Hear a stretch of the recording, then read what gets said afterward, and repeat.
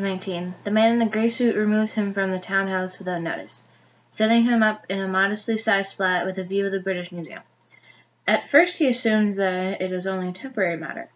There have been, of late, journeys of weeks or even months to France and Germany and Greece, filled with more studying than sightseeing. But this is not one of those not quite holidays spent in luxurious hotels. It is a modest flat with basic furnishings, so similar to his former rooms that he finds it difficult to feel anything resembling homesickness, save for the library, though he still possesses an impressive number of books. There is a wardrobe full of well-cut but nondescript black suits, crisp white shirts, a row of custom-fitted bowler hats. He inquires as to when what is referred to only as his challenge will begin. The man in the gray suit will not say, though the move clearly marks the end of formal lessons. Instead, he continues his studies independently. He keeps notebooks full of symbols and glyphs, working through his old notes and finding new elements to consider. He carries smaller volumes with him at all times, transcribing them into larger ones once they are filled. He begins each notebook the same way, with a detailed drawing of a tree inscribed with black ink inside the front cover. From there, the black branches stretch onto the subsequent pages. Tying together lines that form letters and symbols, each page almost completely covered in ink. All of it, runes and words and glyphs, twisted together and grounded to the initial tree. There is a forest of such trees, carefully filed on his bookshelves. He practices the things he had been taught, though it is difficult to gauge the effectiveness of his illusions on his own. He spends a great deal of time regarding reflections and mirrors. Unscheduled and no longer under lock and key, he takes long walks around the city. The sheer volume of people is nerve-wracking, but the joy in being able to leave his flat whenever he chooses outweighs his fear of accidentally bumping into passers-by as he attempts to traverse the streets. He sits in parks and cafes, observing people who pay him little notice as he blends into crowds of young men in interchangeable suits and bowler hats. One afternoon, he returns to his old townhouse, thinking perhaps it would not be an imposition to call on his instructor for something as simple as tea. The building is abandoned, the windows boarded. As he walks back to his flat, he places a hand on his pocket and realizes that his notebook is missing. He swears aloud, attracting a glare from a passing woman who steps aside as he stops short on the crowded pavement. He retraces his steps, growing more anxious with each turn. A light rain begins to fall, not much more than mist, but several umbrellas spring up amongst the crowd. He pulls the brim of his bowler hat down to better shield his eyes as he searches the dampening pavement for any sign of his notebook. He stops at a corner beneath the awning of a cafe, watching the lamps flickering on up and down the street, wondering if he should wait until the crowd thins or the rain lets up.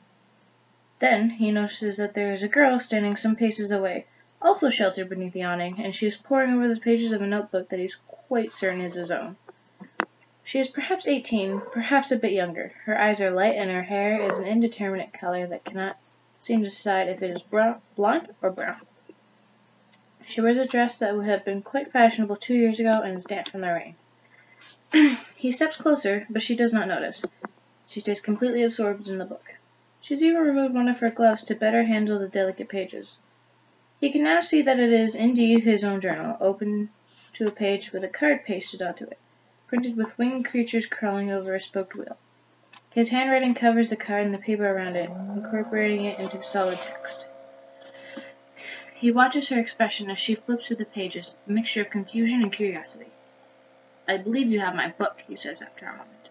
The girl jumps in surprise and nearly drops the notebook, but manages to catch it, though in the process her glove flutters to the pavement. He bends down to retrieve it, and when he straightens and offers it to her, she seems surprised to see that he is smiling at her. "I'm sorry," she says, accepting her glove and quickly pushing the journal at him. "You dropped it in the park, and I was trying to give it back, but I lost track of you, and then I'm sorry." She stops, flustered. "That's quite all right," he says, relieved to have it back in his possession. "I was afraid it was lost for good, which would have been unfortunate." "I owe you my deepest gratitude, Miss Martin," she supplies, and it sounds like a lie. "Isabel Martin." A questioning look follows, waiting for his own name. "Marco," he says. "Marco Alistair." The name tastes strange on his tongue, the opportunities to speak aloud falling few and far between. He has written this variant of his given name combined with a form of his instructor's alias so many times that it seems like his own, but adding sound to symbol is a different process entirely. The ease at which Isabel accepts it makes it feel more real. Pleased to meet you, Mr. Alistair, she says. He should thank her and take his book and go. It is a sensible thing to do, but he is not particularly inclined to return to his empty flat. Might I buy you a drink as a token of my thanks, Miss Martin? He asks, after slipping the notebook into his pocket. Isabel hesitates, likely knowing better than to accept invitations for drinks from strange men on darkened street corners, but to his surprise, she nods. It would be lovely, thank you, she says. Very well, Marco says. But there are better cafes than this particular one. He gestures at the window next to him. Within a reasonable distance, if you don't mind a damp walk. I'm afraid I don't have an umbrella with me. I don't mind, Isabel says. Marco offers her his arm, which she takes, and they set off down the street in the softly falling rain. They walk only a block or two, and then down a rather narrow alley, and Marco can feel her tense in the darkness. But she relaxes when he stops at a well-lit doorway next to a stained glass window. He holds the door open for her as they enter a tiny cafe, one that has quickly become his favorite over the past few months, one of the few places in London where he feels truly at ease. Candles flicker in glass holders on every available surface, and the walls are painted a rich, bold red. There are only a few patrons scattered about the intimate space and plenty of empty tables. They sit at a small table near the window. Marco waves at the woman behind the bar, who then brings them 2 glasses of Bordeaux, leaving the bottle on the table next to a small vase holding a yellow rose. As the rain patters gently against the windows, they converse politely about insubstantial things. Marco volunteers very little information about himself, and Isabel responds in kind. When he asks if she is hungry, she gives a polite non-answer that betrays that she is famished. He catches the attention of the woman behind the bar again, who returns a few minutes later with a platter of cheese and fruit and slices of baguette. However did you find a place like this? Isabel asks. Trial and error, he says, and a great many glasses of horrible wine. Isabel laughs. I'm sorry, she says, though at least it worked out well in the end. This place is lovely, like an oasis. An oasis with very good wine, Marco agrees, tipping his glass toward her. It reminds me of France, Isabel says. Are you from France? He asks. No, Isabel says, but I lived there for a while. As did I, Marco says, though that was some time ago. And you are correct, this place is very French. I think that's part of the charm. So many places here don't bother to be charming. You're charming, Isabel says, and immediately blushes, looking like she would pull the words back into her mouth if she could. Thank you, Marco replies, unsure what else to say.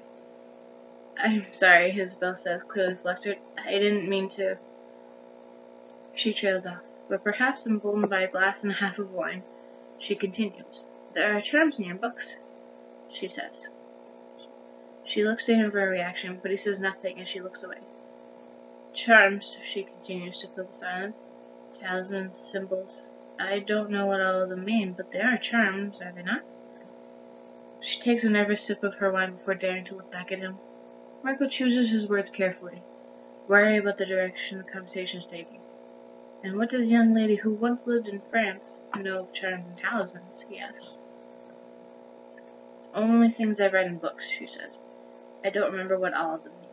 I only know the astrological symbols and some of the alchemical ones, and I don't know them particularly well either.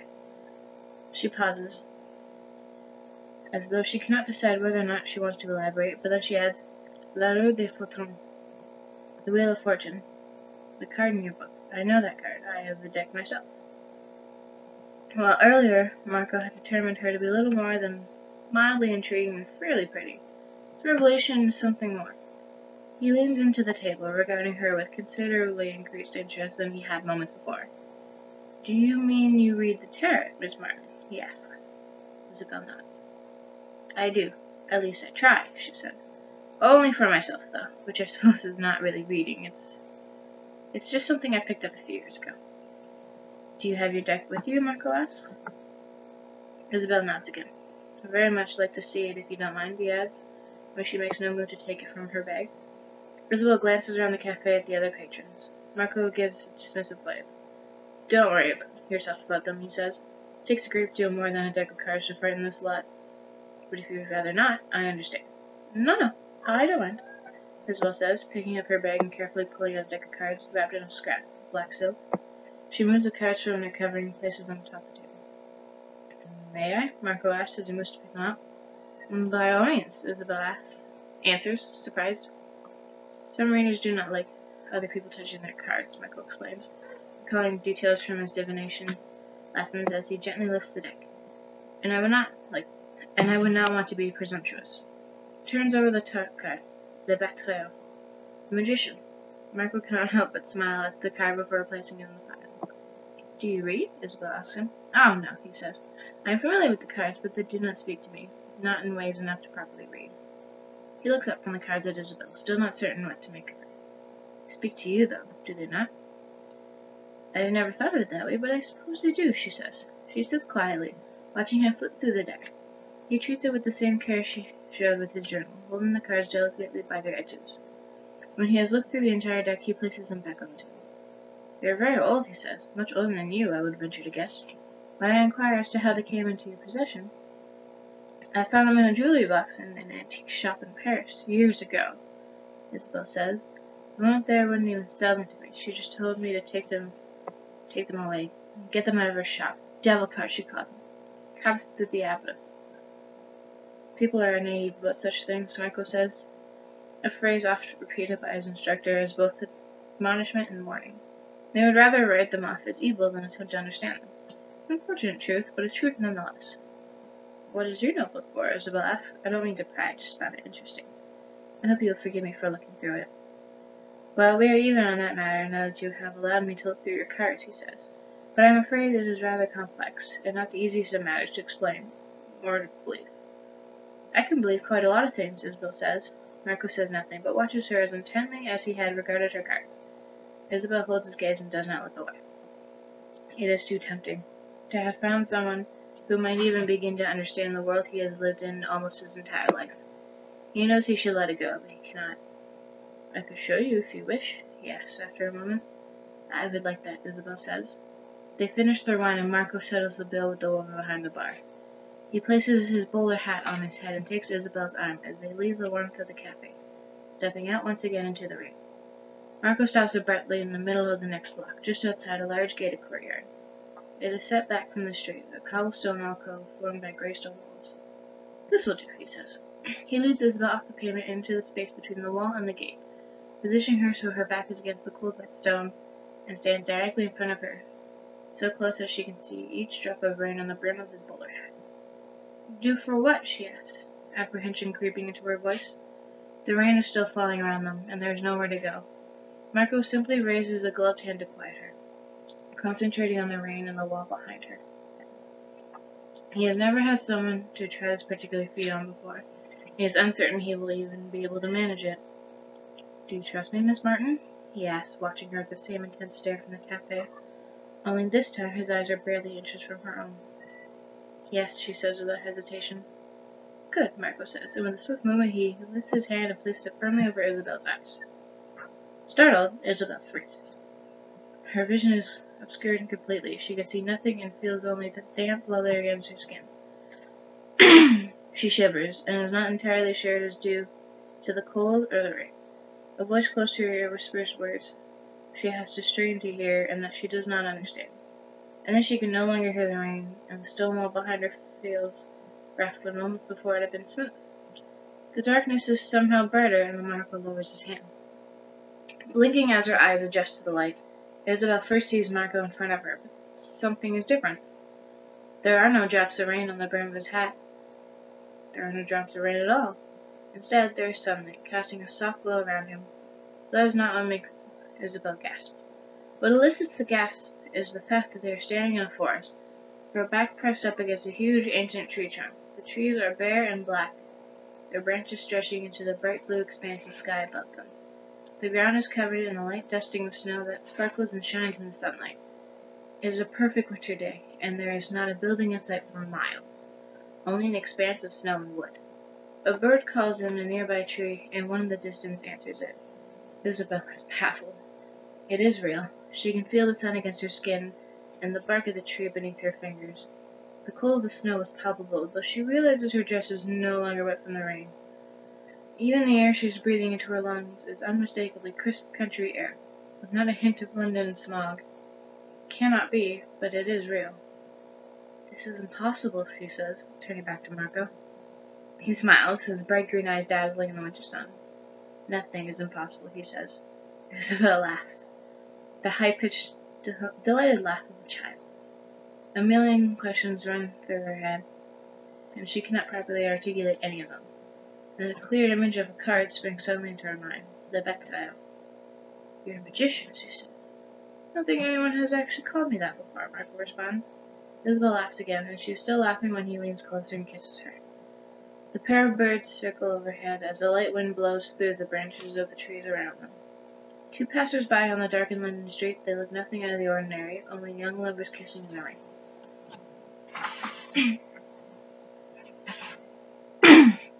False Pretenses. July to November 1884. Prospero the Enchanter gives no formal reason for his retirement from the stage. His tours have been so sporadic in recent years that the lack of performances passes mostly without notice. But Hector Bowen still tours, in a manner of speaking, even if Prospero the Enchanter does not. He travels from city to city, hiring out his 16-year-old daughter as a spiritual medium. I hate this, Papa, Celia protests frequently. You can think of a better way to bide your time before your challenge begins. Don't you dare say reading.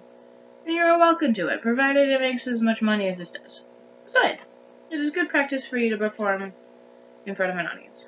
These people are insufferable, Celia says, but it is not exactly what she means. They make her uncomfortable. The way they look at her, the pleading glances and tear-streaked stares, they see her as a thing, a bridge to their lost loved ones that they so desperately cling to. They talk about her as though she is not even in the room, as if she is as insubstantial as their beloved spirit. She must force herself not to cringe when they inevitably embrace her, thanking her through their sobs. These people mean nothing, her father says. They cannot even begin to grasp what it is they think they see and hear, and it is easier for them to believe they are receiving miraculous transmissions from the afterlife. Why not take advantage of that, especially when they are so willing to part with their money for something so simple? Celia maintains that no amount of money is worth such an excruciating experience, but Hector is insistent. So they continue to travel, levitating tables and producing phantom knocking on all manner of wallpapered walls. She remains baffled by the way their clients crave the communication, the reassurance. Not once has she ever wished to contact her departed mother, and she doubts her mother would want to speak with her if she could, especially through such complicated methods. This is all a lie, she wants to say to them. The dead are not hovering nearby to knock politely at teacups and tabletops and whisper through billowing curtains. She occasionally breaks their valuables, placing the blame on restless spirits. Her father picks different names for her as they change locales. But he uses Miranda often, presumably because he knows how much it annoys her. After months of it, she is exhausted from the travel and the strain, and the fact that her father barely lets her eat. As he claims, looking like a wife makes her seem more convincing, closer to the other side. Only after she genuinely faints during a session, rather than perfectly executing the choreographed dramatic swoon, does he relent to a respite at their home in New York. At tea one afternoon, in between glares at the amount of jam and clotted cream she has slathered on her scones, she mentions that he has contracted her services from the weekend to a weeping widow across town who has agreed to pay twice her normal rate. I say he can have a rest, her father says when Celia refuses, not even looking up from the pile of papers he has spread across the dining table. You've had 3 days, that should suffice. You look fine. You're going to be even prettier than your mother someday. I'm surprised you remember what my mother looked like, Celia says. Do you? Her father asks, glancing up at her and continuing when she only frowns in response. I may only have spent a matter of weeks in her company, but I remember her with more clarity than you do. And you had her for 5 years. Time is a peculiar thing. You'll learn that eventually. He returns his attention to the papers. What about this challenge you're supposedly training me for? Celia asks. Or is that just another way for you to make money? Celia, dearest, Hector says. You have great things ahead of you, but we have relinquished control of when they will begin. Our side does not have the first move. We will simply be notified when it is time to put you on the board, as it were. What does it matter what I do in the meantime? You need the practice. Celia tilts her head, staring at him as she puts her hands on the table. All of his papers fold themselves into elaborate shapes, pyramids and helixes and paper birds with bristling wings. Her father looks up, annoyed. He lifts a heavy glass paperweight and brings it down on her hand, hard enough to break her wrist with a sharp crack. The papers unfold and flutter back to the surface of the table. You need the practice, he repeats. Your control is still lacking. Celia leaves the room without a word, holding her wrist and fighting back tears. For Christ's sake, stop crying, her father calls after her. It takes her the better part of an hour to set and heal the shards of bone. Isabel sits in a rarely occupied armchair in the corner of Marco's flat. A rainbow of silk ribbon twisted around her fingers as she attempts in vain to form it into a single elaborate braid. This seems so silly, she remarks, frowning at the tangle of ribbon. It's a simple charm, Marco says, from his desk, where he sits surrounded by open books. A ribbon for each element, bound with knots and intent. It's like your cards, only influencing the subject instead of simply defining its meaning.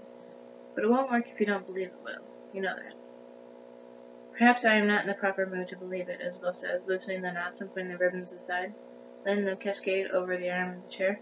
I'll try again tomorrow. Help me then, Marco says, looking up from his books. Think of something, an object, a significant object that I cannot possibly know about. Isabel sighs, but she obediently closes her eyes, concentrating. It's a ring, Marco says after a moment, picking the image out of her mind as easily as if she had drawn him a picture. A gold ring with a sapphire flanked by 2 diamonds. Isabel's eyes snapped open. How did you know that? She asked. Is it an engagement ring? He counters with a grin. She clasps her hand to her mouth before she nods. You sold it, Marco says, picking up the fragments of memory attached to the ring itself. In Barcelona. You fled an arranged marriage, that's why you're in London. Why did you not tell me? It is not exactly a topic of proper conversation, Isabel says. And you hardly tell me anything about yourself. You could have fled an arranged marriage of your own. They stared at each other for a moment, but Marco tries to come up with an appropriate response, but then Isabel laughs. He probably looked for the ring longer than he looked for me, she says, glancing down at her bare hand. Such a lovely thing, I almost didn't want to part with it, but I had no money and nothing else to sell.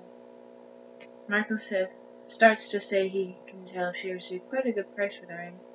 Then there is a knock on the door of the flat. Is it the landlord? Isabel whispers, but Marco puts a finger to his lips and shakes his head. Only one person ever knocks upon that door unannounced. Marco waves Isabel into the adjoining study before he answers. The man in the gray suit does not enter the flat. He has never entered the space since he orchestrated the transition, pushing his student out into the world. You will be applying for a position to work for this man, he says with a greeting, taking a faded business card from his pocket. You will likely need a name. I have a name, Marco says. The man in the gray suit does not inquire as to what it might be. Your interview is scheduled for tomorrow afternoon, he says.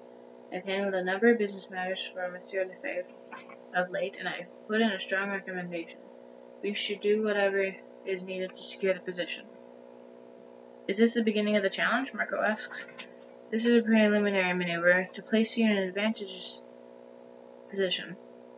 Then when does the challenge start? Marco asks. Billy has asked the question dozens of times before and never received a firm answer. That will be clear at the time, the man in the great suit says. When it does begin, it would be wise to focus your attention on the competition itself. His eyes move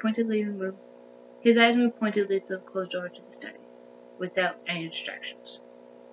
He turns and exits down the hall, leaving Marco standing in the doorway, reading and rereading the name and address on the faded card. Hector Bowen eventually relents to his daughter's insistence that they remain in New York, but he does so for his own purposes.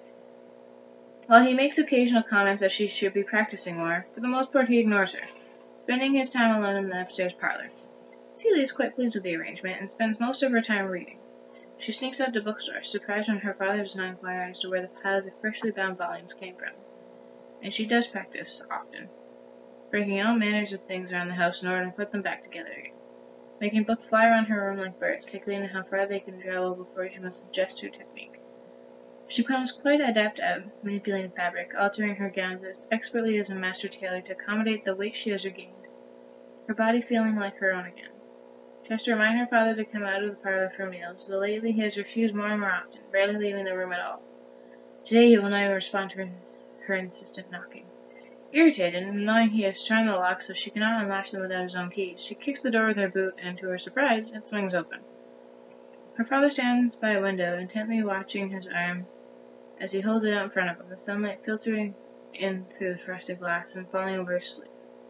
His hand fades completely and then returns. He stretches his fingers, frowning at the audible creak of the joints. "What are you doing, Papa?" Celia asked, curiosity trumping her annoyance. It is not something she has seen him do before, either on stage or in the privacy of her lesson. "Nothing to concern yourself with," her father says, pulling the frilled cuff of his shirt down over his hand. The door slams shut in her